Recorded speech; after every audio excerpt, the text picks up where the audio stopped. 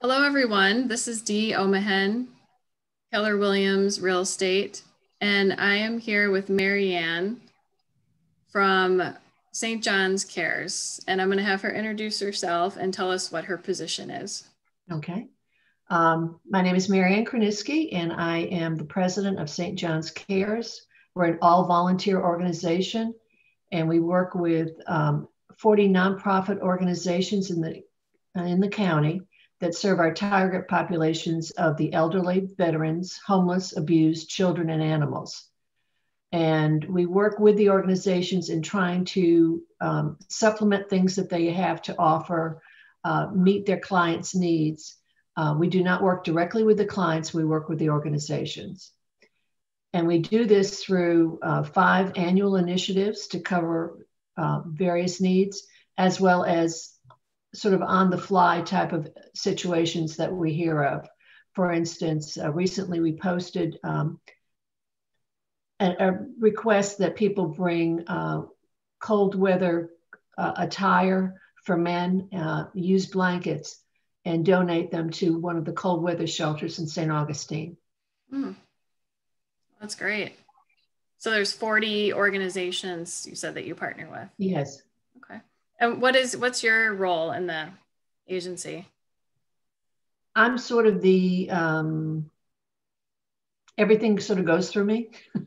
I stay in contact with the organizations. I stay in contact with the other organizations in St. Johns County. They may be government organizations or things like the United Way.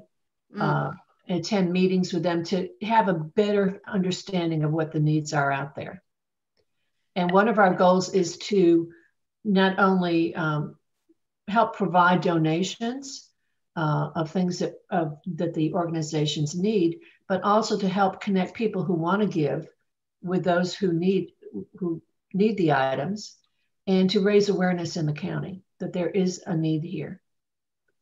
Right. Okay. And how did you pick those 40 organizations? Was there a process or? Well, first of all, they have to be a 501c3 organization, a nonprofit organization, just as we are. Mm-hmm. And they were picked many years before I joined the organization. And we have sort of, at times we have added some and subtracted some depending on what the situations are. Okay. And do you receive funding from United Way or? No, we receive no funding. No. Everything we do is by donations.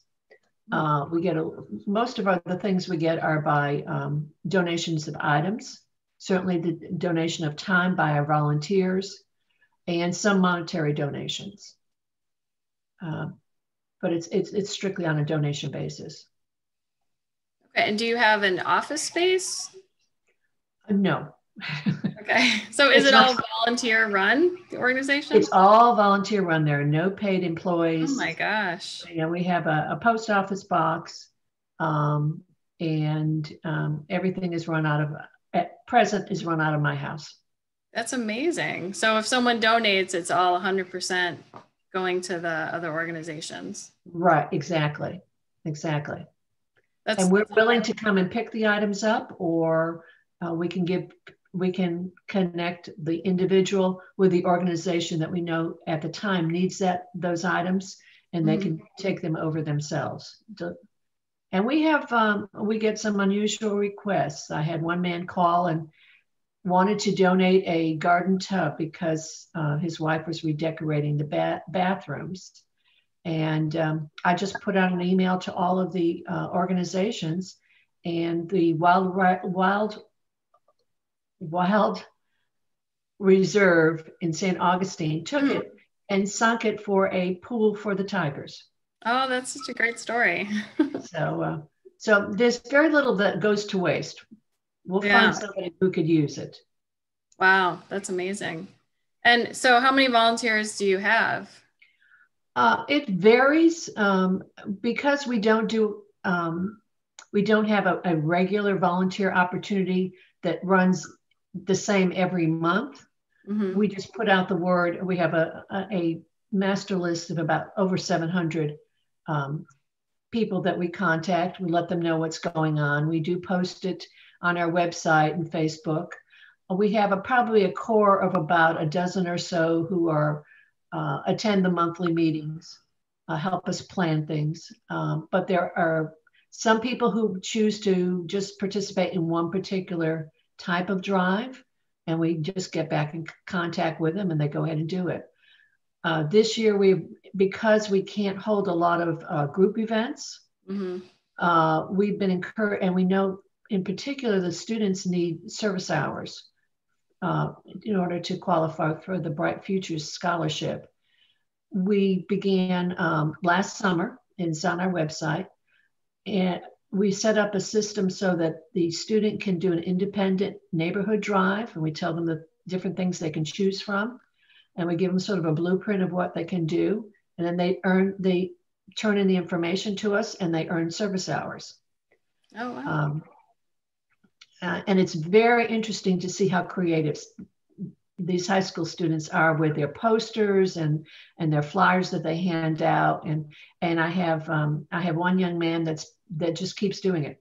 Every 2 months he's doing another drive. So it's fabulous, because we really want people to understand the joy of helping others. And we're here more to facilitate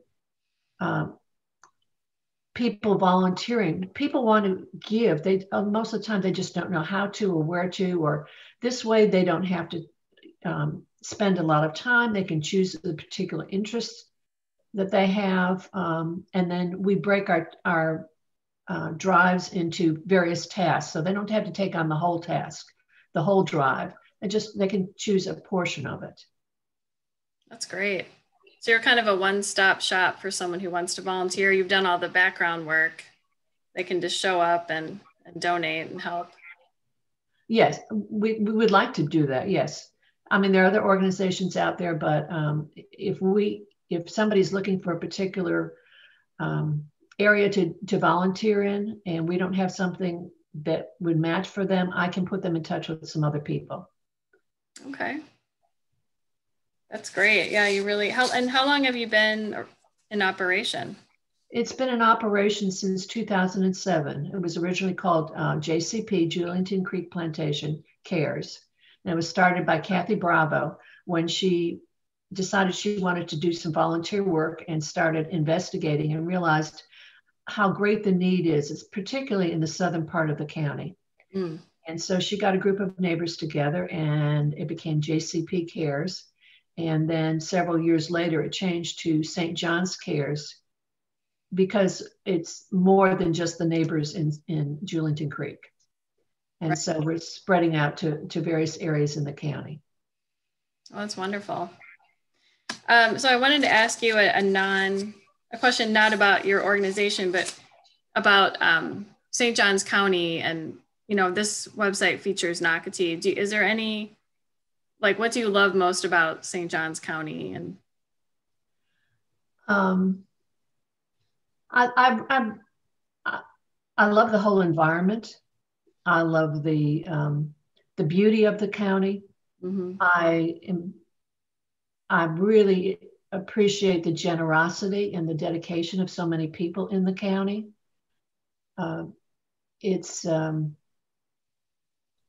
I never thought I would move to Florida, but I don't think I'm ever going to move from St. Johns County now.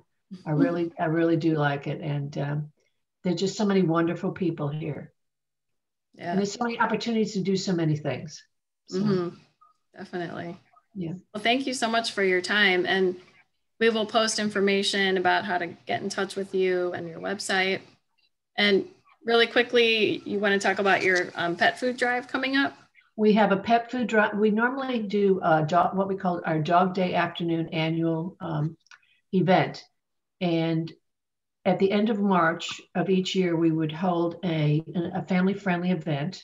Last time we held it, we had over 750 people. Wow. And over 500 dogs within a 4-hour period. And it's held in a park over in the Fruit Cove area. And we have vendors and things that the dogs can do. We have fun things for the children. bouncy houses, face painting, things like that. And all the proceeds would go to a animal nonprofit in the county, and we would change it every year. In 2019, we were able to give the proceeds to the fire and rescue department so they could purchase pet resuscitation masks. Oh, I didn't even know that was a thing.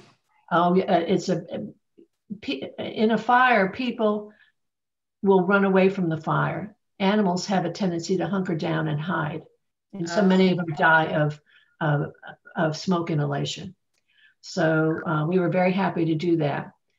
Last year, it was all set, and the proceeds were going to go to Ayla's Acres, and we had to shut it down 2 weeks before because of COVID. And of course, we can't do it again this year. But we know that there is such a need out there for pet food, for dogs and cats. The animal shelters really need the supplies, but also the local food banks need it, because many of the people that have food insecurities and come for food donations also need food for their pets. Oh.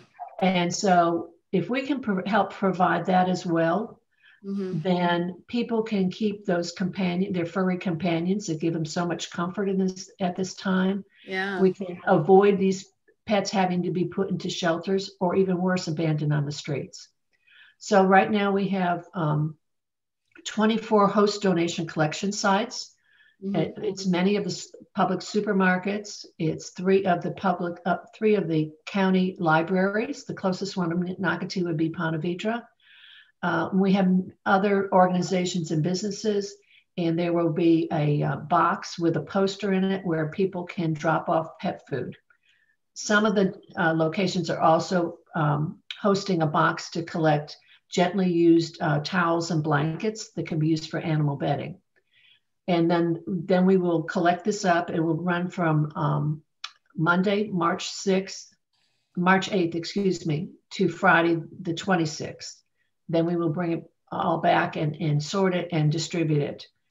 And we also are lucky. Florida Prime Sports is a local organization, and they're going to have a soccer tournament in March, and we will be collecting food there. And we collected food at their December soccer tournament, and we got 2 huge SUVs full of food for the food banks of human non-perishable food. So we're very appreciative of all these people helping. Yeah. And you can find more information on our website, which is www.stjohnscares.org. Great. Well, thank you so much for your time. I appreciate it. Thank you, Deidre. We really appreciate it.